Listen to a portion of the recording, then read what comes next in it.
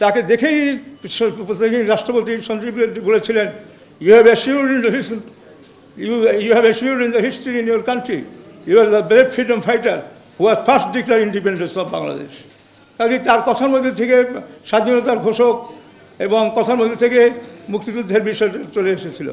শহীদ রাষ্ট্রপতি জিয়াউর রহমানই বাংলাদেশি জাতীয়তাবাদের জন্য যে কটি উপাদান দরকার, তার মধ্যে যে ভৌগোলিক অবস্থান সেটি তিনি তুলে ধরেছিলেন এবং মানুষগুলোকে চাকমা, মারমা, বিহারি, বাঙালি সমস্ত মানুষকে একটি জায়গায় নিয়ে এসেছিলেন। এটি একটি বড় রাজনীতির ব্যাপার।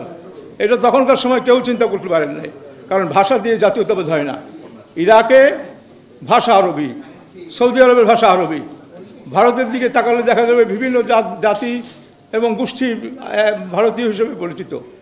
আবার আমরা যদি আজকে কেউ আমেরিকায় যাই, আমেরিকান বাঙালি বলবে না, বলবে আপনি আমেরিকান, সে বাঙালি হোক আর বিহারি হোক আর পাকিস্তানি হোক, কারণ এখানে জিওগ্রাফিক্যাল বেল্টটাকে জাতীয়তাবাদের অন্যতম উৎকৃষ্ট উপাদান হিসেবে বোঝা গেছে এবং করা গেছে। তো সেখানে আমরা দেখেছি সেটা প্রেসিডেন্ট জিয়াউর রহমান বাংলাদেশি জাতীয়তাবাদ এই দর্শন দিয়ে তিনি সমস্ত মানুষকে ঐক্যবদ্ধ একটি ইস্পাত কঠিন দৃঢ় ঐক্য তৈরি করেছেন। প্রেসিডেন্ট জিয়াউর রহমান এরপরে তারা আপনারা দেখেন যে তাদের সমাজতান্ত্রিক অর্থনীতির পরিবর্তন হওয়ার পরে প্রেসিডেন্ট জিয়াউর রহমান যে মিশ্র অর্থনীতি দিয়েছিলেন, সেটি প্রবীণ চাইনিজ যারা রাজনীতিবিদ তাদের পূর্বেই তিনি এটি করেছিলেন, যাতে করে আমাদের মিশ্র অর্থনীতিতে তারা সমালোচনা করছে।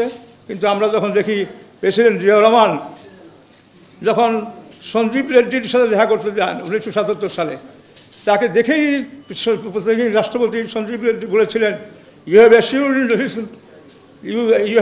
In the history in your country, you are the brave freedom fighter who has first declare independence of Bangladesh.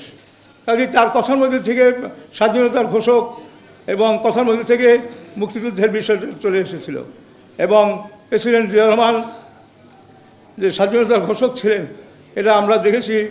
Bharat সেটা স্বীকার করছে, অথচ বাংলাদেশে অনেকেই বলছে সে পাঠক ছিল। তো জিয়াউর রহমান পাঠক থাকলে লিখে দিয়েছেন কে, প্রশ্ন করতে হয়। আমাদের অনেকেই দেখেছি জিয়াউর রহমান স্বাধীনতার ঘোষক ছিলেন না পাঠক ছিলেন, তারা এই কথাটা প্রমাণ করেছে।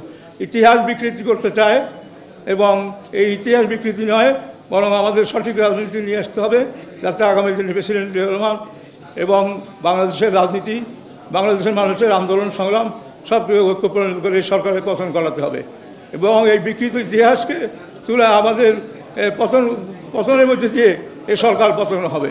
আমরা প্রেসিডেন্ট জিয়াউর রহমানকে রুহের মাগফিরাত কামনা করছি। খালেদা জিয়া জিন্দাবাদ। এবং আজকের আমার যিনি গণতন্ত্রের দেশনেত্রী, তার সম্বন্ধে আমার একটি কথা না বললেই পারি না। তিনি ক্যাপ্টেন আহসান হাবিবের লেখায় তিনি বলেছিলেন, 8ম বেঙ্গল রেজিমেন্ট যখন অস্ত্র সমর্পণ করবে তখন তিনি বলেছিলেন, জিয়াউর রহমান না আসা পর্যন্ত কেউ অস্ত্র সমর্পণ করবেন না। এই কথাটি তখনকার সময় অত্যন্ত গুরুত্বপূর্ণ হয়েছে। আমি দেশনেত্রী বেগম খালেদা জিয়াকে অভিনন্দন জানাচ্ছি এবং খালেদা জিয়া আজকে গণতন্ত্রের জন্য তিনি আজকে বন্দী আছেন। তো আজকে শহীদ জিয়া অমর হোক, খালেদা জিয়া জিন্দাবাদ, তারেক রহমান জিন্দাবাদ। আমাকে আলোচনার সুযোগ দেওয়ার জন্য আপনাদের ধন্যবাদ। আসসালামু আলাইকুম।